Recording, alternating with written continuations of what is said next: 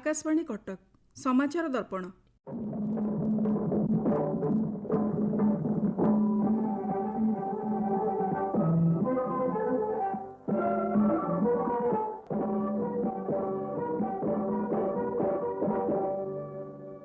अनुसूचित जाति और जनजाति कल्याण कमिटीर सदस्य दल मत ऊर्ध्वरे थाई एही वर्गर उन्नति पाई निष्पत्ति नियंती बोली लोकसभा बाचस्पति ओम बिरला कहिसंती।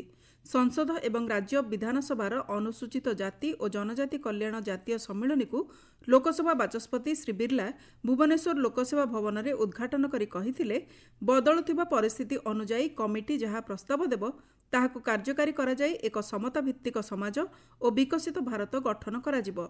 अनुसूचित जाति और जनजाति तथा विभिन्न पछुआ वर्गों को सामाजिक आर्थिक क्षेत्र में न्याय देवा पई पदक्षेप निया जाउछि बोली बाचस्पति श्री बिरला कहिसंती। मुझे आशा है कि इस 2 दिन के सम्मेलन में हम एक समागम और एक समावेशी भारत के निर्माण में किस तरीके से हमारी संसदीय समितियों की भूमिका हो सकती है, जिससे हम लोकतंत्र को सशक्त करते हुए उनकी भागीदारी को और सशक्त करते हुए उनके व्यापक कल्याण के विचारों को आगे बढ़ाते हुए समाज की मुख्य धारा में जोड़ना भी और जो संवैधानिक ताकत अधिकार दिया है उसकी रक्षा करते हुए उन संसदीय समितियों में व्यापक चर्चा कर हम एक ऐसी समावेशी दृष्टि, एक समावेशी व्यवस्था का निर्माण करेंगे जो हमारे संविधान की मूलधारा समतापूर्वक समाज की है। और इसीलिए ये संसदीय समितियां अनुसूचित जाति, अनुसूचित जनजाति के जो नियम कानून उनकी समीक्षा तो करती है, जो फैसले संसद में होते हैं, जो फैसले विधानसभा में होते हैं, जो विकास की योजनाएं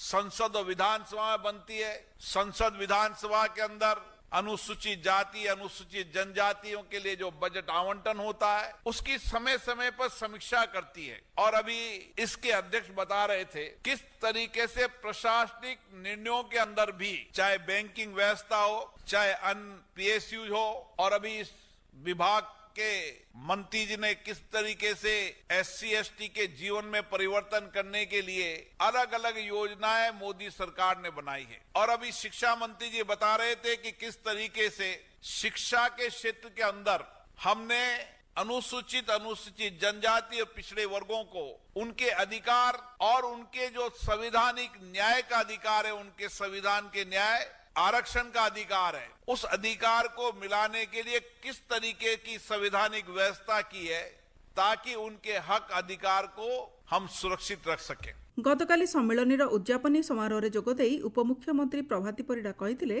बीते 2 दिन में हमने जो बहुमूल्य विचार विमर्श किया वो निश्चित रूप से हमारी देश के अनुसूचित जाति एवं जनजाति समुदायों के कल्याण की दिशा में एक मजबूत कदम है। हमारे प्रधानमंत्री श्री नरेंद्र मोदी जी ने वर्ष 2047 तक भारत को एक विकसित राष्ट्र बनाने का जो सपना प्रस्तुत किया है वो अब हम सभी का राष्ट्रीय मिशन बन चुका है। ये अमृतकाल अगले 22 वर्षों का ये सुनहरा अवसर है जब हम आत्मनिर्भरता, समानता और न्याय के मूल्यों को आगे बढ़ाकर देश को नई ऊंचाइयों तक ले जाएंगे। इस मिशन में अनुसूचित जाति और जनजाति समुदायों की भागीदारी निहायत जरूरी है। हमारे राज्य ओडिशा ने भी विकास के पथ पर तेजी से कदम बढ़ाया है। मुख्यमंत्री श्री मोहन चरण मांझी जी के नेतृत्व में ओडिशा ने 2036 तक एक विकसित, समृद्ध और सशक्त राज्य बनने का लक्ष्य निर्धारित किया है। ये विजन केवल आर्थिक विकास तक सीमित नहीं बल्कि सामाजिक न्याय, शिक्षा, स्वास्थ्य और अनुसूचित जाति एवं जनजाति समुदायों के सशक्तिकरण को भी सर्वोच्च प्राथमिकता देता है। मुख्यमंत्री श्री मोहन चरण मांझी जी के द्वारा शुरू की गई सुभद्रा योजना राज्य की महिलाओं को सीधी आर्थिक सहायता प्रदान करने की ऐतिहासिक पहल है। इस योजना के अंतर्गत प्रत्येक महिला लाभार्थी को 5 वर्ष में कुल 50,000 की सहायता दी जाएगी। ये राशि प्रत्यक्ष लाभ हस्तांतरण के माध्यम से उनके बैंक खातों में भेजी जाएगी। इसका उद्देश्य है महिलाओं को वित्तीय रूप से सशक्त बनाना, विशेष रूप से अनुसूचित जाति, जनजाति और आर्थिक रूप से कमजोर वर्गों की महिलाओं को भी सशक्त बनाना। ओडिशा ने देश में मिशन शक्ति के जरिए महिला सशक्तिकरण को नई दिशा दी है। राज्य में कृषकों आय वृद्धि उपरे मुख्यमंत्री मोहन चरण माझी गुरुत्व प्रदान करिसेंती। से कहिसेंती 60% रु अधिक लोक कृषि और आनुषंगिक कृषि सह जड़ित। पश्चिम ओडिशार गणपर्व नुआखाई पालन परिप्रेक्षी में सीएम किसान हिताधिकारी को तृतीय किस्ती सहायता राशि प्रदान करा जायछि। भुवनेश्वर स्थित कृषि शिक्षा सदन ठारे आयोजित एक स्वतंत्र कार्यक्रम में मुख्यमंत्री श्री माझी जोगदेई सहायता राशि प्रदान करिसेंती। प्रत्यक्ष सुविधा हस्तांतर डीबीटी माध्यम चाषी बैंक खाता को सीधा सड़क 2000 टंका लेखाएं पठा जायछि। एही अवसर में मुख्यमंत्री कहिसेंती कृषक समृद्ध हेले राज्य विकसित और आत्मनिर्भरशील होई परिबो। ये भाद्रव मासरे नुआखाई अवसर रे नूतन शस्य देवादेवी को लागी जेतेबेले देवादेवी को लागी हेबा परे आश्विनी मासरे आम राज्य रे आमे प्राग रबी कृषि कार्य आम आरंभ करिवा पई मध्य एक अनुकूल परिवेश आरंभ करिथाउ। आउ सेथिपाई से योजनार सहायता चाषी मानकु देबा पई आमे आसंता रबी ऋतु रे सहायता देबा पई आमे ये सीएम किसान रो तृतीय किस्त मानकर पाखु को प्रदान करलु।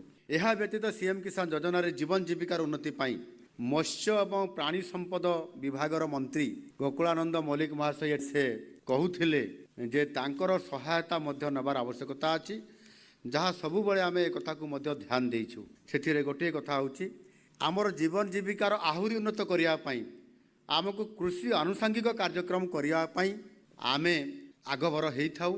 आउ आमको मध्य आम सरकार विभिन्न विभाग तरफरु सहायता राशि जोगेई मध्य दउछंती। तांको विभाग हला कुकुडा पालन, बतक पालन, छेଳି ता संगरे जोड़ी हेकी अछि महू चाष, ये टसर चाष, ये आनुषंगिक भाव रे सबु जोड़ी हेइछि एवं सेथिपाई मध्य सहायता राशि आपण मानकु जोगे दिया जाउछि।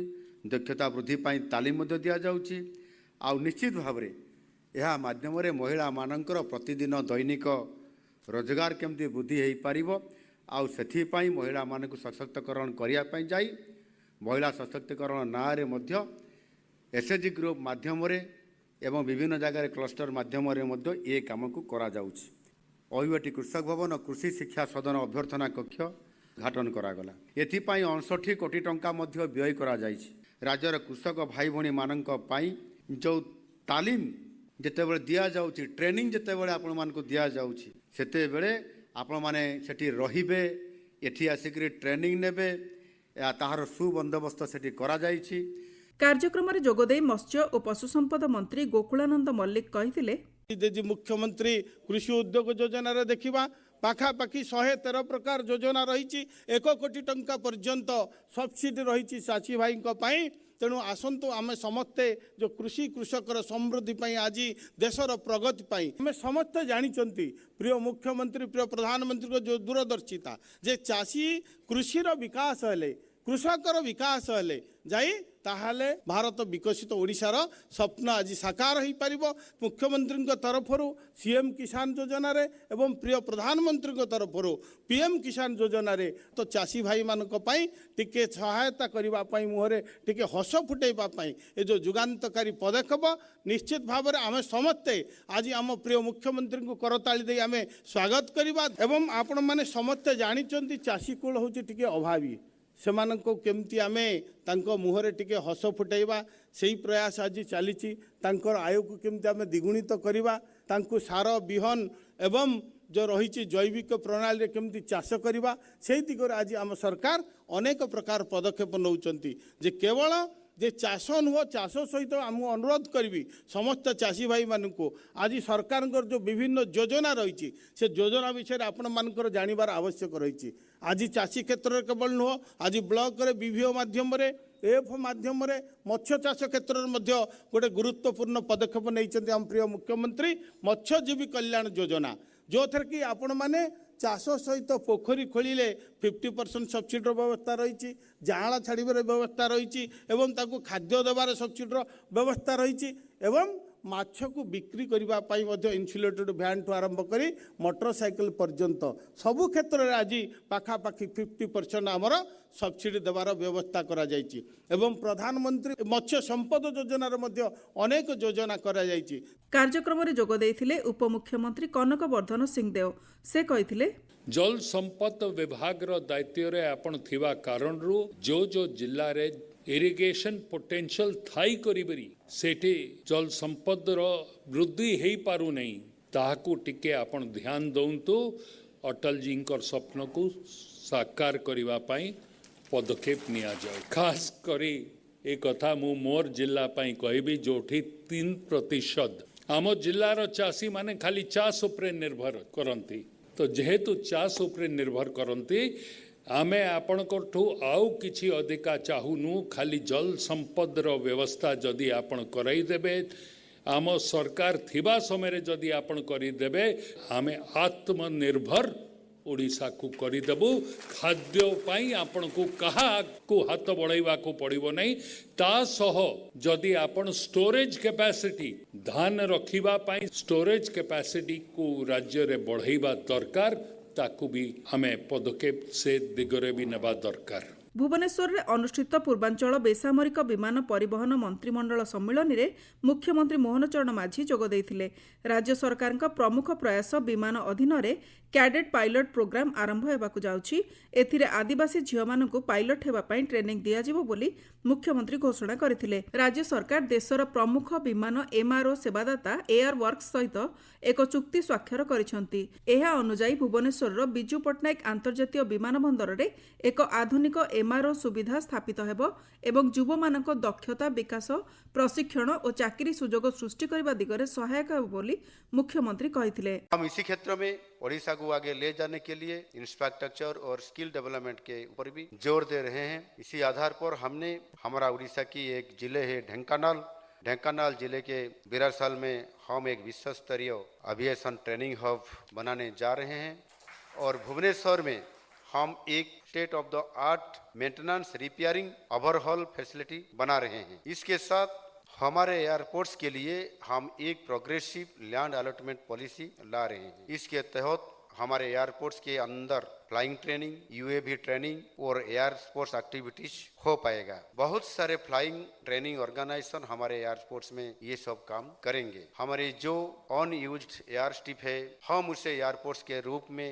विकसित कर रहे हैं। ऐसे हमारा 14 एयरपोर्ट्स बनेंगे और इसके साथ जिस जिले में एयरपोर्ट्स नहीं है, हम वहाँ हेलीपोर्ट्स बनाने के लिए काम कर रहे हैं। ऐसे 15 हेलीपोर्ट्स बनेंगे। इसके साथ जो पुरी में भी एक विश्व स्तरीय इंटरनेशनल एयरपोर्ट बनने जा रहे हैं। जैसे अभी हमारा दोनों मंत्री जी पुरी इंटरनेशनल एयरपोर्ट बनने के लिए जैसे हमको अभी सपोर्ट कर रहे हैं और निश्चित रूप से पुरी जैसे सारे विश्व के लाखों करोड़ों जगन्नाथ भक्तों के लिए एक आध्यात्मिक और एक सांस्कृतिक गेटवे बनेगा और निश्चित रूप से इसी आधार पर हम आशा करते हैं कि निश्चित रूप से जल्द से ही हमारा सिविल एविएशन विभाग तरफ से कैसे हमको पूरा सपोर्ट मिले और हम भी हमारा प्रदेश के तरफ से निश्चित रूप से जो भी हमको सहयोग करना है, हम तुरंत केंद्र को आपका डिपार्टमेंट को पूरी तरफ से सहयोग करेंगे। समाचार दर्पण आज एतिकी।